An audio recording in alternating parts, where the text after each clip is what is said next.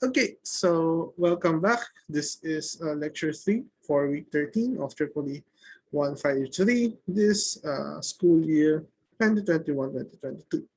So what we've encountered so far for the past lectures will be a introduction to digital and analog signals and how to convert signals between them.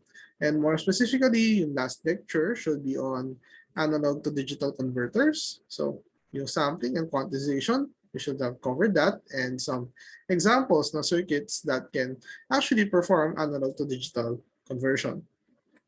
Now, ang lecture natin for today will be on digital to analog converters, which converts a digital signal to an analog signal. So medyo mas straightforward siya sa relative sa ADC kasi kailangan lang natin mag-input ng digital value and mag-generate ng analog equivalent. So ang coverage natin dito is actually circuits ng DAC examples and other ways of doing digital to analog conversion without actually converting to a analog signal.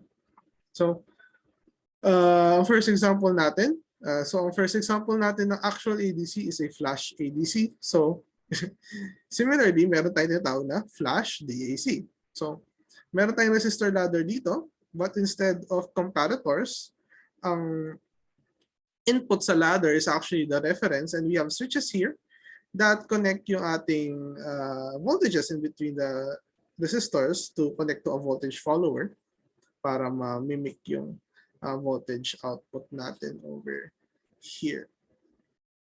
So, straightforward lang. Pagka ang ADC code ko is 3, connect siya kay V3, which is 3 times yung ating VO dito sa, diba? Actually, 1 times VO dito. So this is 4 times ng ating VO pala. So 0 index kasi. So for example dito, if we have a VREF na 8 volts,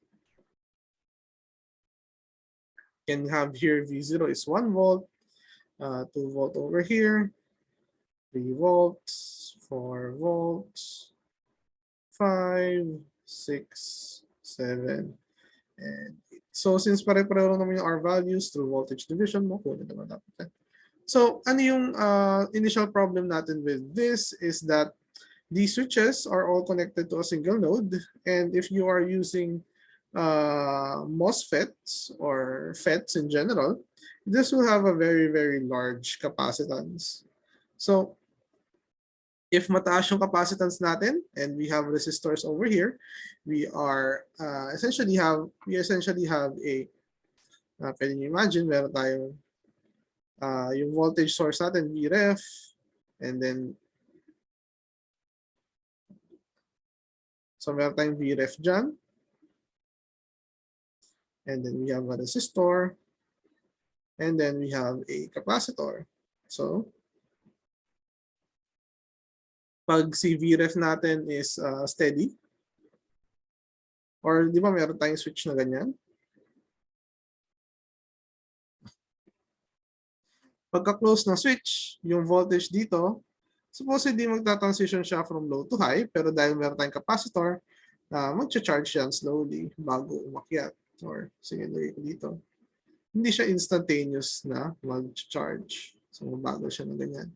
And if lumalaki yung capacitor natin, mas lalong tumatagal yung pag-charge natin ng capacitor. So, yun yung nangyayari dito sa node na to, since madaming switches na connected. So, what we can do is what we call switch decoding. Ayan, masyadong mataas yung capacitive load. We can have what we call switch decoding. So, ang capacitance natin dito is instead of all 8 switches connected to a single node, yung node natin dito is connected to 2 switches na connected ito naman sa 3 and then connected sa 3. So medyo nahati yung ating capacitive load in this case.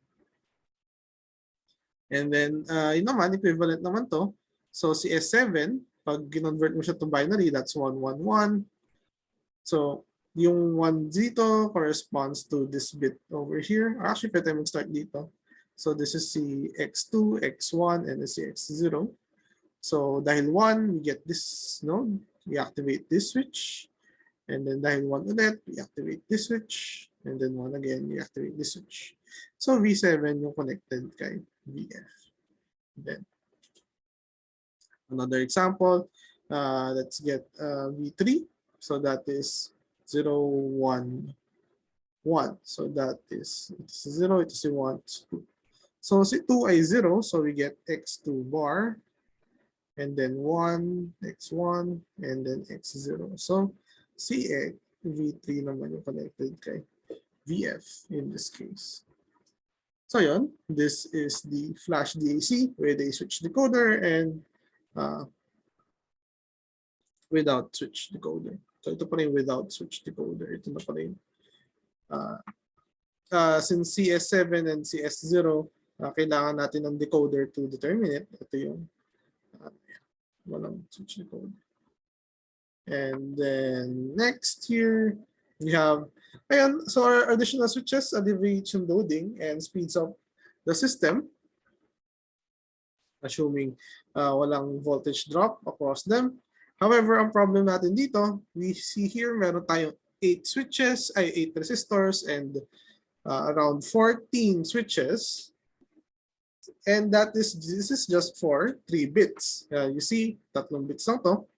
So imagine if we have more bits after, actually magdagdag lang na tayo 1 bit ng 4 bits natin, dodoble ang resistors natin and dodoble ang ating switches. So similar to flash ADCs, exponentially dumadami yung number of components natin. So it's not really a viable option if we want to have a lot of bits or if gusto natin ng mataas na precision. So recall kanina kung 8 volts to, kaya ko lang mag-generate ng 1, 2, 3, and 8 volts. So if I want to generate 1.5 volts, well, hindi ko siya makukuha ng eksakto. So in order to increase yung number of bits natin without really increasing the number of components, we sometimes use what we call a R2R ladder DAC. So ang basic operation dito, we can use an example first para makita natin.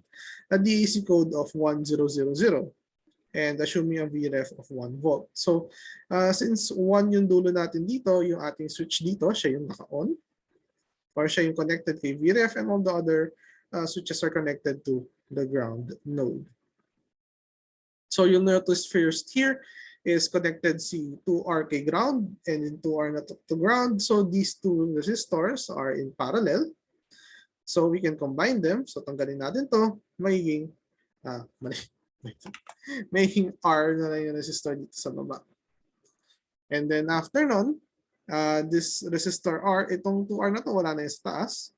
So we have a series connection over here ng dalawang R resistors. So babalik. Pwede kong tanggalin to. And then we have an equivalent na resistor over here na R. Then makikita nyo dyan, actually 2R pala. So dalawang R yan na connected.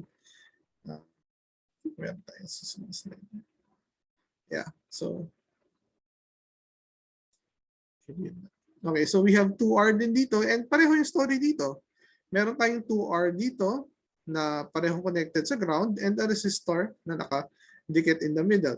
So we can actually simplify itong buong resistor network na to just one 2R resistor over here. So kahit wala na to. And then, ayun, similar ulit. Tatlong resistors, 2R to taas, 2R to baba, pero parehong ground. So we can also simplify this to a single resistor over here. So essentially, ang nangyayari ay ma-convert lang lahat ng resistors na yon to a single 2R resistor over here. Kaya importante yung values na R and 2R. And you'll notice here, meron tayong 2R connected kay VREF, 2R connected to ground. So V out over here should be in the middle of VREF. So VREF voltage division, 2R over 2R plus 2. Okay. So remember na op-amp to. So technically walang current na dumadaan dyan. So I can do yung simple na voltage division over here. So now let's have another example para makita how does it generate yung other values. So yung 1000 natin, this is essentially 8 over 16. So that is actually 1/2 nga ng VREF. So tama naman, di ba? So 1/2 VREF na inukuha natin dito. So let's look how it happens for the other digital codes. So for this one, si X2 yung on. So 0100. So essentially, alam na natin yung mangyayari dito sa resistor ladders na to. Mayiging 2R lang yan dyan. Okay. And then since 2R yung nandyan, actually meron dito sa next slide. Notice here na, or recall rather, na walang current na dumadaan dito. So we can essentially say si R resistor dito at saka si 2R dito are connected in series. So yun yung equivalent na 3R dito. And then yung 2R naman na to, pareho sila, connected sila to the ground. Kaya 3R in parallel kay 2R, yun yung ating resistor dito na connected to the ground. And then we have an additional resistor over here. And actually voltage division to. Notice here na si VREF connected kay X2. And then yung 2R. So essentially, we have a circuit na VREF sa taas. We have 2 resistors. One is 2R. And the other is a parallel combination ni 3R and 2R. So by voltage division, we get yung node dito sa gitna is 3/8 ng voltage or 3/8 VREF. So you can check with your calculations if tama nga yan. Pretty sure it's correct. So after nun, so alam natin na 3/8 yun nandito. So voltage division naman yun dito between R and 2R. So see, I can redraw this as meron tayong R na connected kay 3/8 and then meron tayong 2R na connected kay ground. And then itong node dito sa gitna, siya si VO. And si VO natin is R. Ngayon, so voltage division na rin, 2R over 2R plus R, which is 1/3 or 2/3 ni 3/8. So we get 1/4. And recall on DAC code na to is 4 over 16 or 1/4. So actually, if we get yung for some, if we summarize, ang 100 ay 1/2, ang 0100 ay 1/4. And then for 0010, it's 1/8, and 001 is 1/16. And actually, you'll notice here, you can actually apply superposition to calculate yung ating other voltages. So kung 1100, i-add lang natin si 1/2 and si 1/4, and we get 3/4, which is yung equivalent ng 1100 na digital code. So ganun gumagana ating R2R ladder DAC. So another type of DAC is the inverting summer DAC, wherein we use weighted na resistors over here to represent yung bits natin. So Pag mas malaki yung resistance, mas maliit yung current. Pag mas maliit na resistance, mas malaking current. And assuming a ideal VREF na source here, depending on which bit we connect, dadami yung current, dadaan kay R, and lalabas yung voltage output natin dyan. Yun nga lang, since inverting summer DAC to, it means na inverted yung ating output.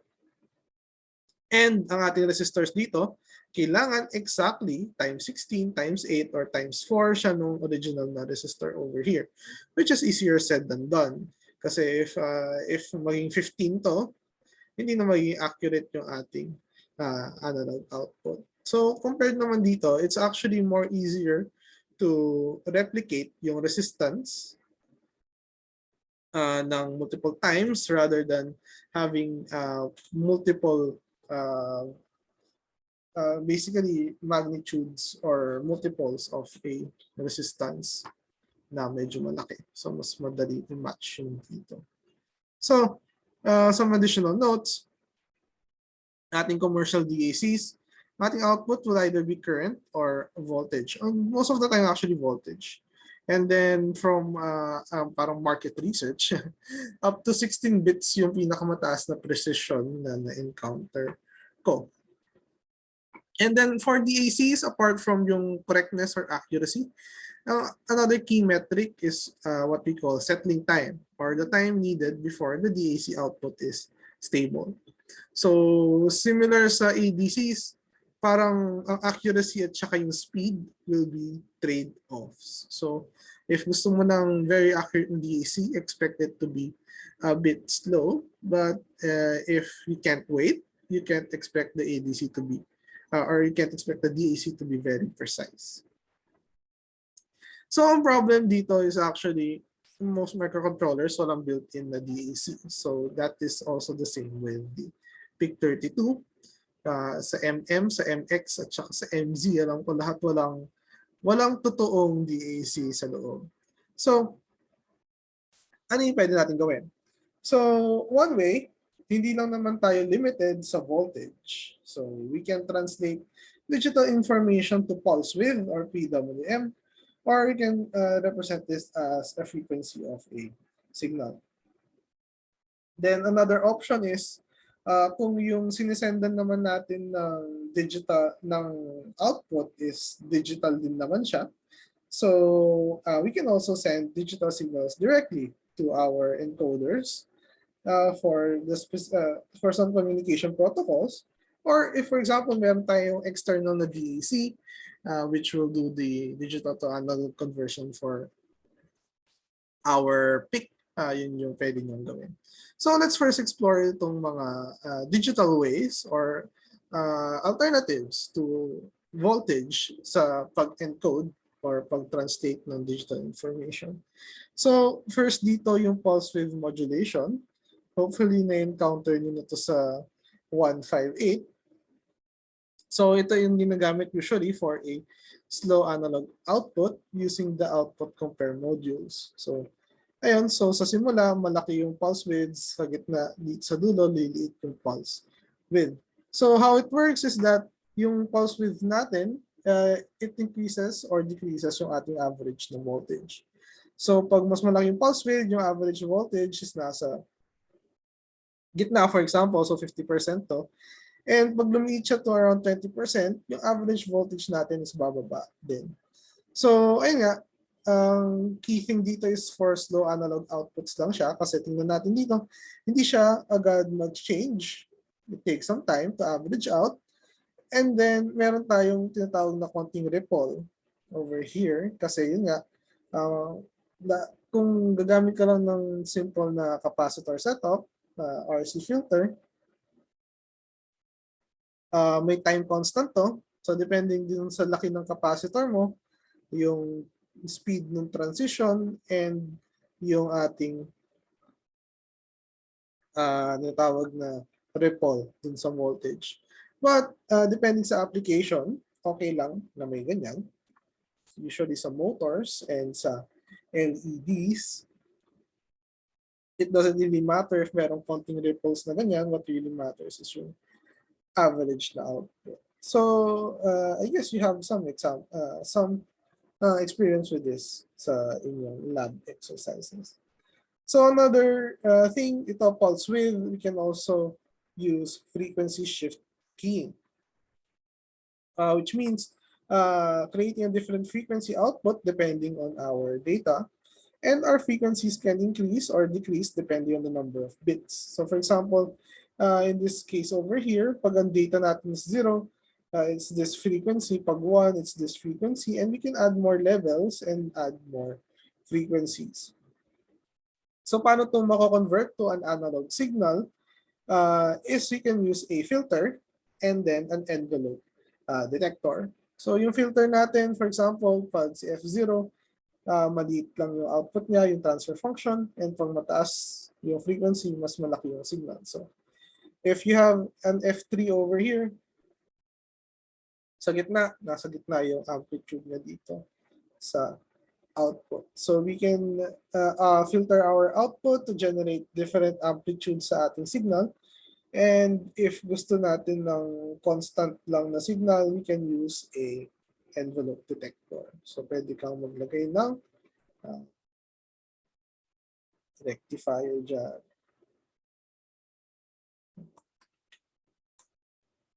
So diode and capacitor. So para magkaka-filter tayo dyan, high pass filter pala siya. So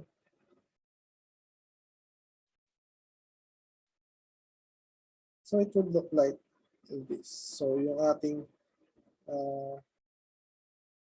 FSK signal, pangit. So meron tayong spacious, tapos meron tayong isang. So expect natin yung output dito is maliit, and then malaki ng konti. So ang output natin dito is weak na voltage tapos lalaki. So ito yung so ganyan yung expected na output natin. So meron tayong multiple stages to shape yung output ng ating signal.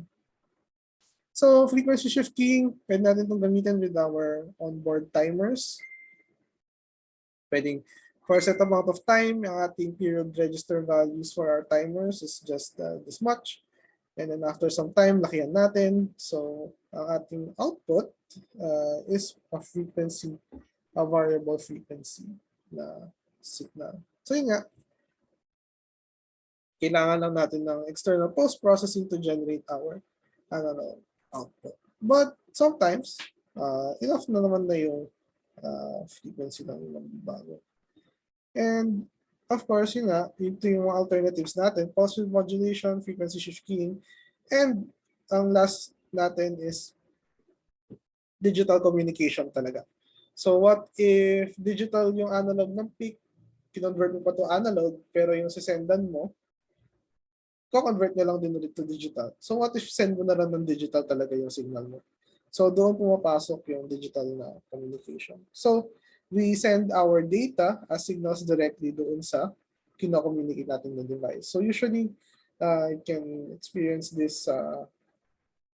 Ayun, so if meron tayong mga external digital to analog converters, usually, if gusto mo siyang magamit with a microcontroller, bibili ka ng separate na component and gagamit ka ng digital communication para makontrol siya. And digital communication is also used for input devices like accelerometers, temperature sensors, and external memory, and etc. etc. And we will discuss more. We will discuss this more in the next set of slides. So, in summary for this lecture, we've tackled yung DACs, and if you compare it to ADCs, medyo simple lang, walang masyadong switches, and wala masyadong clocks actually, but maraming switches. And our architecture and components matter a lot in separating good and bad DACs, and kung ano yung DACs yung gusto natin, kung gusto natin mabilis or gusto ba natin mabagal. Then microcontrollers usually don't have a built-in DAC, So we use alternative methods like yung pulse width modulation, frequency shift keying, and sometimes we just don't use analog signals altogether with digital communication. So that's all for this lecture. I'll see you in the next one.